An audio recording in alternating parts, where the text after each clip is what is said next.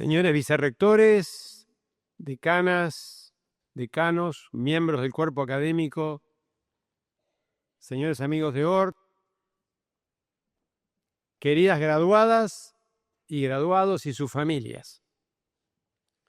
Nos alegra recibirlos en esta ceremonia para reconocer el esfuerzo que realizaron a lo largo de estos años.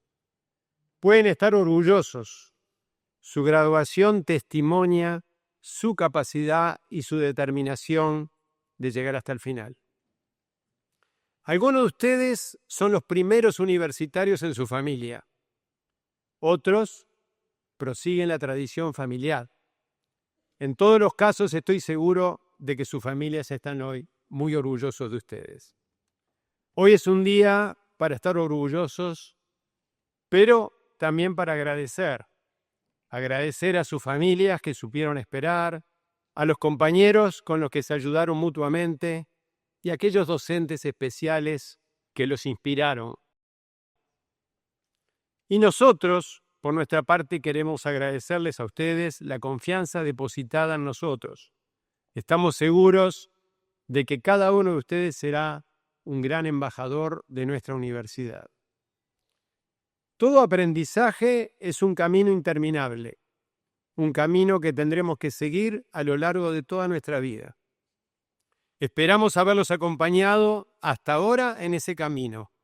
Esperamos haber estado siempre presentes cuando nos necesitaron. Hace un año perdimos un gran líder, nuestra directora general, mi madre, Charlotte de Grunberg. Su luz no se apagó, nos sigue iluminando.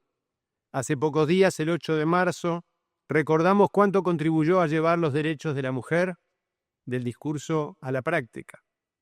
Su vida empezó como perseguida de guerra, pero rehusó definirse como víctima. Se negó a vivir con odio. Toda su vida buscó recordar, ayudar y construir. Su obra enriqueció la educación de nuestro querido país. Supo construir una cultura educativa y afectiva, un espíritu que nos guía, un equipo que era y es como su familia. Muchos le debemos mucho. Queridos graduados y graduadas, muchos de ustedes deben estar pensando sus próximos pasos. No teman dudar. La vida es incertidumbre. Lo importante es cómo la enfrentamos. Nunca sabemos lo que nos depara el futuro. Lo único seguro es que va a ser distinto de lo que planeamos. Cuando piensen en el futuro, miren hacia adentro suyo, sus propios valores, sus propias metas, sus propias aspiraciones. Cada plan de vida es único y personal. No persigan los sueños de los demás. Sus esfuerzos deben apuntar a proyectos que sean importantes para ustedes. No teman a los inevitables fracasos y frustraciones. Si uno no se apropia de sus errores, no se puede apropiar de sus éxitos. Confíen en sí mismos, porque si no, los demás no van a confiar en ustedes. Ejerzan siempre su espíritu crítico y autocrítico. Desconfíen de los dogmas, desconfíen de las verdades reveladas, desconfíen de aquellos que piensan que tienen respuestas para todo. La realidad es compleja. Acepten el desafío de pensar en profundidad. Rechacen las explicaciones simples, pero falsas. Busquen siempre distinguir las opiniones de los hechos. Busquen siempre expandirse intelectualmente, conocer otras experiencias y puntos de vista. Nuestra visión del mundo es siempre forzosamente limitada y personal. Busquen desafiarse y desafiar. Confronten sin temor ni descalificar las opiniones diferentes. Estén preparados siempre para cambiar. La capacidad de persuadir y la disposición a ser persuadidos son esenciales para una sociedad innovadora. Eviten pensar en términos de suma cero, en donde la única manera de crear valor es sacándoselo a otro. En un mundo de suma cero, el progreso depende de la acumulación de poder. En un mundo de suma positiva, la inteligencia y el conocimiento abren oportunidades para todos. Lideren con integridad, con empatía, con respeto. Busquen el propósito compartido, la honestidad intelectual y la lealtad. El liderazgo no es un cargo, es una actitud. El liderazgo no es un privilegio, es una responsabilidad. Sean exigentes consigo mismos, porque es un prerequisito para exigir a los demás. Estén siempre dispuestos a escuchar. A veces pensamos que el líder se distingue por discursos inolvidables, pero la mayor parte del tiempo los líderes efectivos se distinguen por saber escuchar. Queridas graduadas y graduados, les toca graduarse en un mundo convulsionado. Vivimos una primavera tecnológica, pero un invierno moral. Esto es preocupante porque tecnologías cada vez más poderosas requieren marcos morales robustos que las contengan. Las redes sociales, por ejemplo, prometían más y mejor información a los ciudadanos, pero en realidad se han transformado en amplificadores de falsedades y fragmentadores de las sociedades. Los celulares nos iban a permitir estar más conectados, en realidad nos aíslan cada vez más. ¿Qué destino nos espera en un mundo de inteligencia artificial, de manipulación genética, de hipervigilancia digital o de tecnología nuclear sin las restricciones morales que deben controlar su uso? Una de las principales consecuencias de este retroceso moral es la reaparición, lamentablemente, del racismo, en una de sus peores formas, que es el antisemitismo. Uno de los principales síntomas de este retroceso moral es la moral selectiva, aquella moral corrupta que se indigna solo cuando las víctimas son de su agrado. Hace años que nos dicen que los derechos humanos son inherentes a la persona, lo que es cierto, pero parece que no era tan cierto. La moral corrupta clasifica a las personas en grupos y les asignan derechos según sus preferencias raciales, religiosas o políticas. Si una mujer de mi grupo es violada, es un crimen indescriptible. Si una mujer de otro grupo es violada, se puede entender como parte de una lucha anticolonial. Mi generación creció bajo el influjo de un libro escalofriante, se llamaba Nunca Más, también llamado el Informe Sábato. Ese libro documentaba crímenes en la última dictadura militar en Argentina. Creó prácticamente un vocabulario moral para referirse a lo que es inaceptable en las conductas humanas. Desaparecidos, vuelos de la muerte, torturas, violaciones sistemáticas se transformaron en el canon de la maldad. Muy en especial en ese libro, que hablaba de tantos crímenes, el consenso universal que se forjó a partir de la década del 80 es que había un crimen especial que era inaceptable bajo ninguna causa y bajo ninguna circunstancia, que era el secuestro de niños. Eso era un consenso hasta ahora, hasta que llegó Fir Vivas. Fir Vivas era un bebé argentino, justamente, de 7 meses. Fue secuestrado el 7 de octubre de 2023 por terroristas de Hamás. El secuestro fue filmado por los propios secuestradores.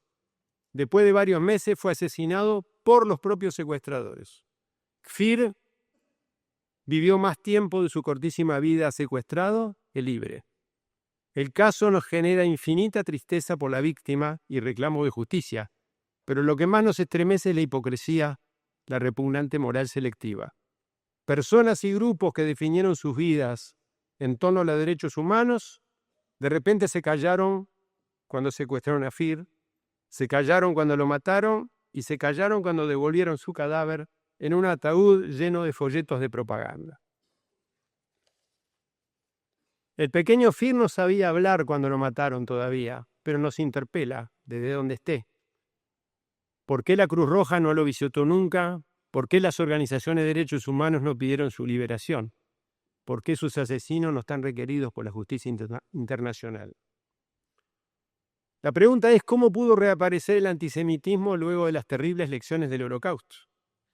¿Será que el mundo no aprendió nada? El antisemitismo logró reaparecer porque es un virus. un virus que mutó y nuestras defensas no lo reconocen, porque ahora se llama antisionismo. Lo transmiten organizaciones de derechos humanos que ignoran la tortura cuando los torturadores son sus aliados. Lo transmiten medios de prensa que mienten y distorsionan. Lo transmiten grupos de carnaval que eligen representar obras antisemitas. Lo transmiten organismos internacionales que tratan al Estado judío con estándares diferentes que a todos los demás países. En muchos sentidos, el judaísmo representa la libertad de creer algo distinto a la mayoría, la confirmación de que la coexistencia es posible. Tolerar el antisemitismo es rechazar la libertad. Por más que pronuncie discursos progresistas o lleve banderas o ropa de moda, el antisemita es un inmoral, un irracional y un enemigo de la libertad. El daño que provoca el racismo en sus víctimas es obvio, pero no menos letal es el daño que causa a la sociedad en general, porque el antisemitismo es una forma de culpar a otros por nuestros fracasos. Es una obsesión. Los hechos no tienen causa ni explicaciones, solo surgen de conspiraciones. En una sociedad racista, la capacidad intelectual se desperdicia inventando enemigos y persiguiendo conspiraciones cada vez más fantásticas. Las sociedades infectadas de racismo pierden su capacidad creativa y se terminan devorando a sí mismas. Por eso el antisemitismo es incompatible con un mundo basado en la razón y en la inteligencia. Queridas graduadas y graduados, el desafío de su generación son las nuevas formas de inteligencia que hasta ahora era un monopolio de los humanos. La inteligencia artificial posiblemente no será un cambio tecnológico más. Impactará en todas las actividades humanas y eso genera preocupación. Genera la ansiedad de que los humanos seamos reemplazados por máquinas. Pero eso no es necesariamente cierto. No es cierto que cuanto más trabajos pueda realizar la inteligencia artificial, menos trabajos tengan los humanos. La complementación entre personas y máquinas tiene el potencial de aportar más prosperidad para todos, pero requiere adaptación. Los humanos tendremos que cultivar habilidades poco automatizables, como la intuición, la sensibilidad y la creatividad. En la era de la inteligencia artificial, los humanos tendremos que reentrenarnos y adaptarnos constantemente.